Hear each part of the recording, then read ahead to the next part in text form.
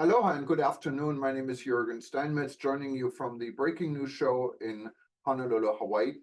And today is Wednesday, September 7th. And I know you haven't seen us for a little bit. And these was due not only to technical challenges, but also I was traveling. I just got back from Malta last night. What a beautiful place to get stranded. Some of you may have seen my article. I ended up staying in Malta 3 more days because thanks to Lufthansa canceling my flight to Frankfurt, I needed to connect to San Francisco and back to Honolulu. But it was a good thing. I enjoyed my stay. It's a beautiful island, a lot of history, a little bit overcrowded, I have to say, from tourism, but I guess that's what it is, and it's also a good sign for the economy. With me, of course, as always, is Dr. Peter Tarlow, our co-host. He's joining us from College Station, Texas. And we also have a guest today, a very interesting person. He is a professor at the University of Wales, and he is into harmony. So he will explain this a little bit later. And Peter, we always start with the weather. And when I look outside here, it's a beautiful sunny day. I don't see a cloud in the sky. Same as I had for the last 2 weeks in Europe. So I think the whole world is turning into a beautiful place when it comes to weather. How's everything in Texas? Well, today again is a beautiful day in Texas. It's not supposed to be. Um, Actually, we had a major drought from a good part of the summer, and then it was almost as God said, "Okay, you guys want rain? I'm going to give you rain." So it rained for every day for about 8 or 9 days, and it was supposed to rain today, but instead the weather is beautiful. So it's warm. It's in the 90s, or it's in about 35 degrees Celsius if you use that scale. But it's a really nice day, and I'm hoping that the weather holds for a few more days. It's I'm having a birthday party for my wife over the weekend, and I'm praying that we don't get rain till maybe Monday. I'm So going to watch out for you, Peter. I'm going to be flying over, and actually, I'm going to be landing and changing planes in Houston on Friday night or Saturday morning on my way to the Cayman Island, and I'll be attending. And you're gonna hear a lot about the Caribbean Tourism Organization conference in the Cayman Island, taking place next week. So I'm looking forward to that. I've never been to the Cayman Islands. I don't have any offshore money either, so it's going to be it's a nice place. I trained the police for the Cayman Islands, and I set up their tourism security. As long as you don't have a major tsunami, they're good to go. It's a very lovely place. Like the British, they drive backwards, but that's okay. But it's a very nice place. So I think you're going to enjoy it. And Peter, since you're in the middle of everything, I've been sleeping. Give us an update. What's going on in the world of tourism, and then we can Yeah, talk to people. yeah. Well, I think the good news, and let's start with the good news, is that tourism this summer is really booming. Almost every place in the world, from the Middle East to Europe to Latin America to Asia, wherever you go, hotels are full, airlines are full. That's really the good news. And I think people are really expressing the need to travel after 2 or 3 years of being cooped up. The negative is that there are clouds on the horizon, and we have to see how this is going to do. There are problems of inflation. The amount of people working, they use the figure often unemployment, but that's really not a very sophisticated number. What you want to know is what is the number of people out of the percentage that are gainfully employed. And those numbers are incredibly low around the world, and that's a problem. Middle income family disposable income is lower, and that's the problem. Uh, and what we don't know is what other horizons may take place. We're seeing some real issues about the question of Greece and the Greek islands, which are Greece's number one tourism area, being threatened by Turkey. And that could be an issue between two NATO countries. And that's a real problem. There's the issue, and maybe our guest will speak to a little bit. I was on the phone yesterday with the British police. There's a very high probability. I'm not saying it's going to happen, and they may be able to come up with a system um, where England and other countries may have to close large percentages of their restaurants this winter because the cost of electricity or fuel has gone up so high that you can't afford to pay your bills. And so that's a real issue. As you know, California today is facing a grid problem. They're having a heat wave, and they told everybody to try to use electric cars, but there's no electricity to fill the cars. So now people are being told not they can't drive before 9 o'clock in the evening, which means people can't get to work, and so that's creating some sort of an issue. So these are maybe transitional problems. They might be problems that in a few years we'll figure out. But right now, they are threats to the tourism industry because if people are afraid to fly, if prices continue to go up, then disposable income will go down. And tourism is based on the whole concept of disposable income. So the good news is it's very busy right now. The bad news is there are clouds on the horizon, and hopefully those clouds will dissipate and we won't have to actually have the thunder that will come from them. So that's kind of a wrap up of where the world is in tourism in the last week or so. I know lots of people have missed hearing from us, but we're back on track now, and I'm sure we'll be able to do lots of programs from around the world. Yeah, and as I said, thank you, Peter, for this. And we have a guest, and Nicholas, who will be speaking here in a minute, will be also a speaker at the upcoming Reset conference on September 16th in London at the Churchill Hyatt Hotel in London. That'll be a real interesting event with movers and shakers in the industry attending. And in case you haven't registered yet and you're in London on September 16th, this is the place to go. You can go to our website at World Tourism Network, WTN.travel, and click on events. And it's one out of two events, and both are in London. We partner with. One is, as I said, Reset on September 16th, and the other event we're looking forward partnering and also having our own session is at the World Travel Market in London, November 7 to 9. But Nicholas, he will be at Reset. He's a speaker, and he's going to give us some ideas what he'll be talking about and what he's up to. Thank you, Nicholas, and I understand you're joining us from Romania today. Wow. Yeah, that's right. I'm in Romania. I'm in Timișoara, which is in the west of the country. I'm actually attending a conference here. And I'll tell you, tourism here is booming. Some hotels are shut. Last time I was here, I stayed in a beautiful hotel, which is, thanks to COVID, no longer open. But the other hotels are full, and we've been having a wonderful time. We had a great trip out today up to the River Danube. Beautiful weather, great place to come. We were at a wine tasting last night. The Romanians, since communism, have reinstated a lot of their traditional wines. They're growing some classic wines. It's a great place to come. But I'm,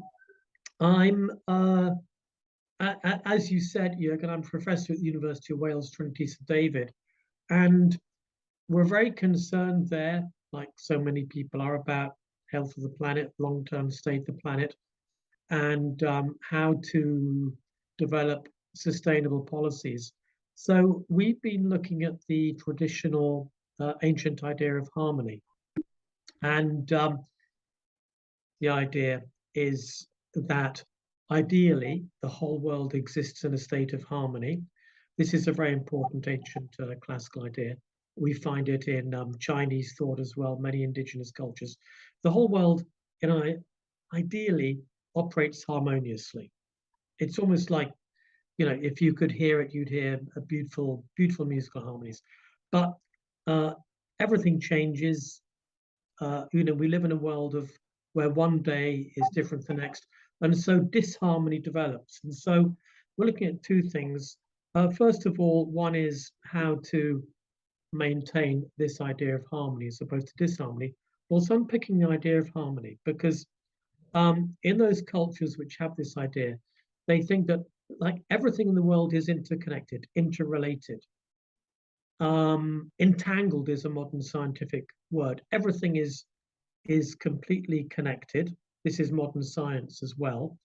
And so the problem is, how do we translate this into policy ideas and avoid the silo thinking that so often affects our desire to solve the world's climate problems? There's news today about how the shift in the EU subsidies for wood pellets as a form of energy is now depleting the forests of Europe. So, what happened was European Union decided that we needed to cut down on CO2 emissions, stop burning oil, gas, and so on. And so they started promoting wood pellet burners, which are themselves far more efficient than old wood burners. But hey, they've started a huge wood pellet industry that's devastating some forests. So what we're trying to do is say, no, look, everybody, stop these short-term solutions. Stop saying, hey, we cut CO2 here, we cause a problem there, and try and look at things across the board: business, health, society, architecture, in a much more integrated way. And so obviously we can apply all these principles to travel and tourism as well. Professor, I think it would be helpful to people if you kind of defined your definition of harmony, because I can think of maybe 10 different definitions, and it would be good to know what, define what you're speaking about so the public can understand that. Yeah, okay. I mean, you're right. The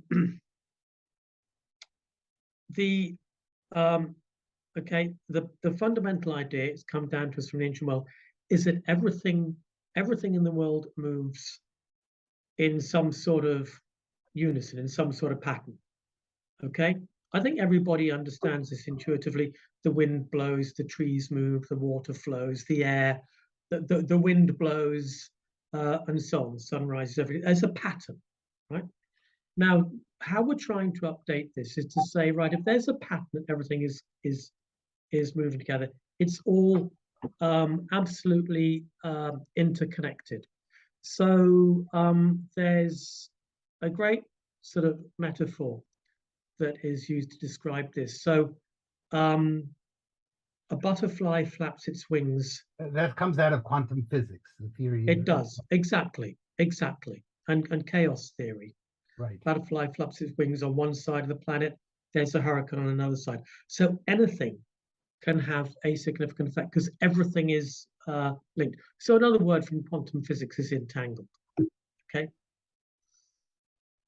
So then what we're looking at is the way that first of all, if we're making policy decisions, we have to understand how these policy decisions might have a wider impact. So the example I gave was, the wood pellet industry. Another is that each of us as individuals can have a significant effect, just like the butterfly flapping its wings. So we might not think that we do, but actually, as individuals, we can take responsibility for what we're doing, and then collectively, if enough of us behave responsibly, we have an effect. So. So maybe I ask you a question, or just where you're going, and that is, and I don't disagree with you at all, that we have to think through the consequences of our actions. The question is, what methodology do we use to be able to do those? For example, I'm going to assume the EU, in deciding to have wood pellets, thought it was doing a very smart thing. It wasn't that they did it to be mean or cruel or anti-trees. They tried to come up with a solution. That's right. If the butterfly's wings, according to the theories of quantum physics, can impact a hurricane on the other side of the world, how do we know what we're doing is doing for good and not for bad?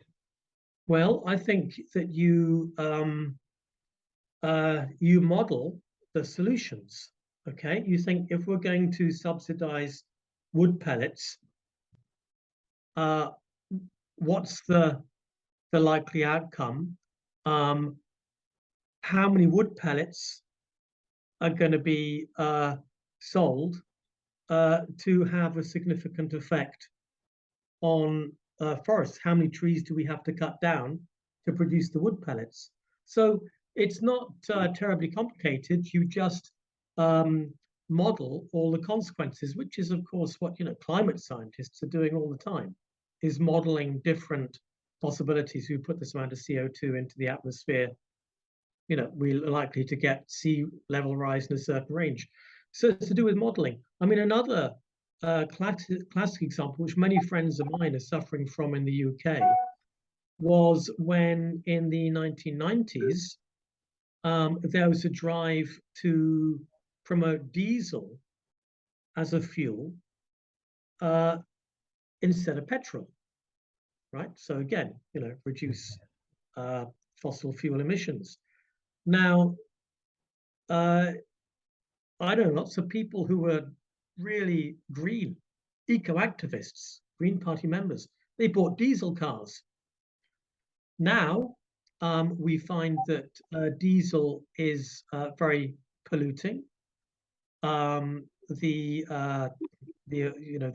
air from the emissions from diesel cars can exacerbate heart disease, breathing problems, and so on, according to different studies. So in my own city now, and many other cities in the UK, clean air zones are being instituted,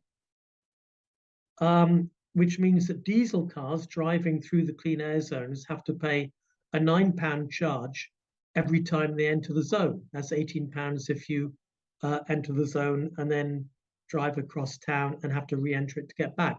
So the diesel car owners are up in arms, but diesel cars were promoted as the green solution because the emissions that diesel cars put out weren't modeled. There was just the one measure. How do we cut down on CO2 emissions? So it's a matter of actually modeling the consequences.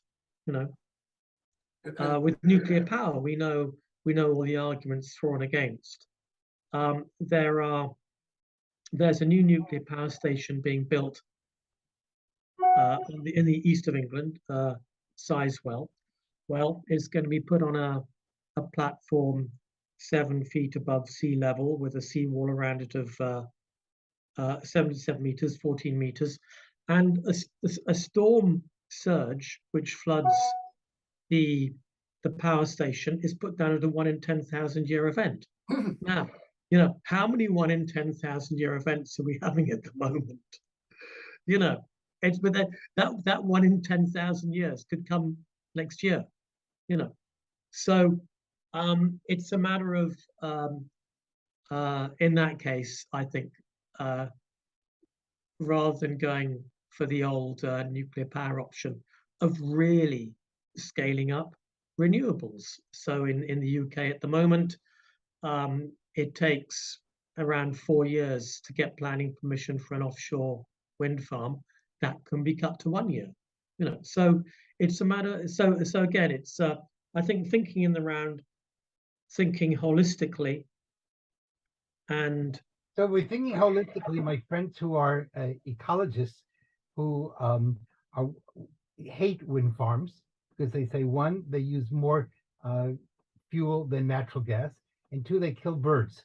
And the killing of the birds, therefore, is hurting the environment more than the wind farms are helping. So if I'm using your theory, which I understand, again, an easy solution may create more complications than it may create goodness. I know, Peter, ultimately, we've got a decision as to whether to do something or nothing. I mean, in California at the moment, all the old, I read all the old solar panels that were installed 25 years ago are now due to be replaced. Right. There's no proper plans to recycle them. Right. So, again, and that's why I think your view is so important when you speak about harmony. Yeah. Because we have to think not only the short-term solution, but what is the total amount of harmony? And I think we bring that to tourism, that comes even a bigger issue. For example, should we allow people to fly in airplanes? Airplanes are tremendous pollutants. Maybe we need to shut down places like Hawaii, or only allow people to go to the United Kingdom by boat. How do we do that? What happens to London if we and what would be the economic consequences, the social consequences, and the political consequences if I now no more air flights to London or to Hawaii.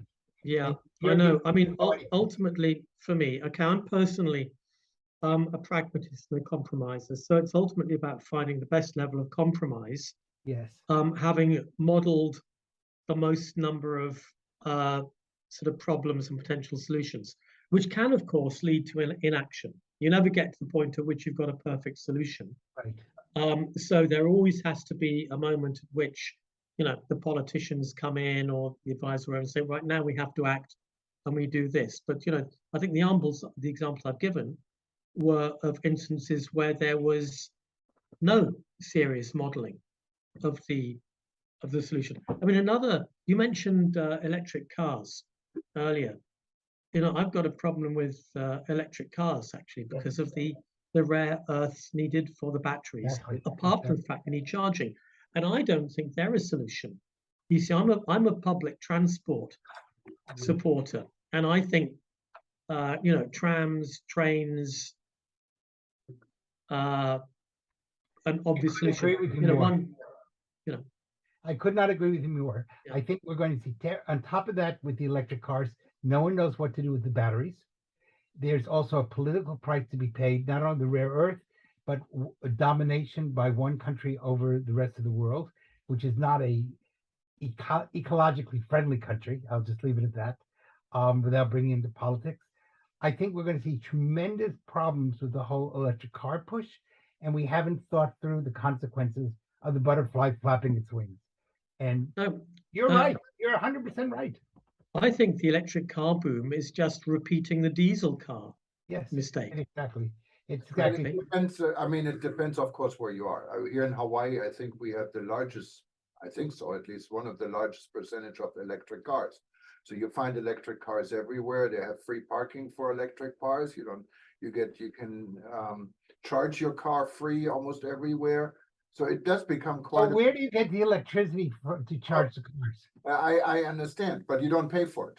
The state pays for it. So you just plug it in where And where does the state get its money from? From taxes. you're absolutely right.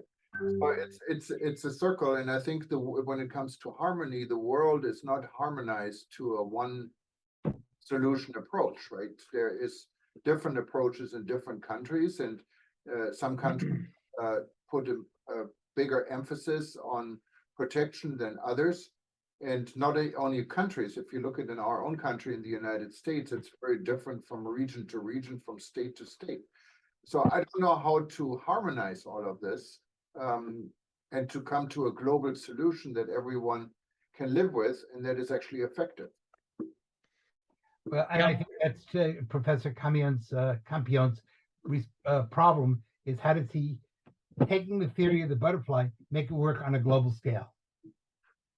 I mean, right at the moment, that's beginning to look like a more difficult task than even it was a few years ago, with the you know, a reversion to old geopolitical animosities. So we just have to hope that behind their rivalries, that you know, national geopolitics is now stirring up. There is still some level of communication that takes place because countries must see the way the climate's changing, and they actually have a shared interest in terms of self-preservation in continuing to cooperate over finding solutions to these. So that brings us to tourism, which is a huge energy user, a huge water user. Most people at home will use one towel a week, you know, and dry it. When people go to a hotel, they use 3 or 4 a day. Most people do not change their sheets on their bed every day, but in the hotels, people do want them changed every day. We use vast amounts of energy to get planes from one way to the other. Maybe tourism is an industry that ought not to exist. You know, are we talking about the death of tourism? Well, I mean, I don't know. I have colleagues who will say flat out, you know, tourism is not sustainable. I mean, I think that again, A state like I'm a Hawaii, contra- give it up. yeah, In other words, the state of Hawaii should we say no longer can anybody fly there. You want to get to Hawaii, you row a boat. Good luck. Hopefully yeah. it's not gonna get that bad. But I mean, again, you know, I won't. I never have gone for the hair shirt solutions. I'm always a compromiser. You know, what can we do? How can we minimize problems? So, in terms of the number of towels that you use or changing sheets every day, for those specific examples, I think there is a culture change that could easily be affected because you know every people who go to stay in tourist hotels are aware of the problems. Their kids are being taught about these problems in schools.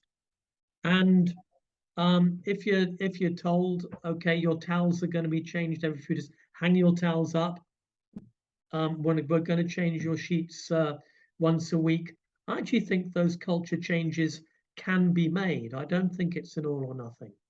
yeah, and I think it's a matter of a lot persuading of people. thing in hotels specifically. I fully agree. This and the towel question has been on for many years now. It was one of the first things. But then again, if you people when they go on vacation wanted to live better than they live at home, so they want to be spoiled. So when you go and stay in a hotel, you pay the same room price every night. Maybe a solution would be okay. The first night you pay X number of dollars, and the second and third night you pay a little bit less, but you're not going to get your beds made and you're not going to get fresh towels. I don't know. Many solutions to this. And I speak to people who most people don't speak to, which are the people who work in the hotels, the maids, the cleaning people, and they really object to it because they say this is putting their jobs on the line. And so by not changing sheets or towels, they can't afford to feed their families. Mm. Right now, that is a perfect time because there's so many maids missing. I can tell Yes, you. but what I'm saying is, that, you know, there's if you look at it in the general perspective, and again, I think if we use Professor Campion's theory of whenever you do one change, you impact other changes. So we really need to think through the totality of those changes and what happens if people can't afford to make a living, or in other words, you know, just like for example, you would object strongly if I said no planes to Hawaii. Period. That's it. We solve it. It puts Hawaii out of business for all intents and purposes. Well, you cannot really answer one extreme with another, but it is an interesting question, and you will see how interesting the reset event will be on September 16th, Yes. where you also hear from Professor Campion and from many other experts in this field. And we're hopefully we can live stream this. We're working on some technical issues still with the Hyatt Hotel in London. Was actually a beautiful hotel. I stayed there myself many times when I was at the World How Travel. often do they change the sheets? They do change the sheet, but even more than this changing the sheet, they have a fantastic afternoon high tea. So if you ever stay at that hotel or in the area, try the high tea. It's one of my favorites. But before we give Professor Campion the last word as our guest today, again, if you wanted to attend the Reset conference in London, you can just simply go to WTN.travel, World Tourism Network, WTN.travel, and click on new events, and you will find it. And if you're not a member of the World Tourism Network, you should also join us. We have members in 128 countries now, and interesting groups of literally from all spectrum of the industry. Just also go to WTN.travel and join us. And if you join, you get to argue and discuss with Jürgen and me, and what could be better. So that's an added benefit that we ought to really throw in. Yeah, and besides Peter and myself, we have a lot more interesting people in the discussion many times, including our friend and co-chair, Dr. Taleb Rifai, who will also be speaking at the event, I understand, at Reset. He was a two-time Secretary General at UNWTO, and many more people. We have our friend, I think, Minister Edmund Bartlett from Jamaica. As far as I know, he will be speaking in London, and he's also part of our organization. So, Professor Campion, thank you so much for attending. This was an interesting opener to what will come in London on September 16th. and I hope you enjoy your time in Romania. We give you the last word. The last word again, I think it's about doing what we can do. I think it's about compromise, about finding reasonable solutions. Peter's last comment, I want to affirm as well that ultimately we got communities, we got workers who are dependent on their work in the hotels. So these questions have to be looked at in the round.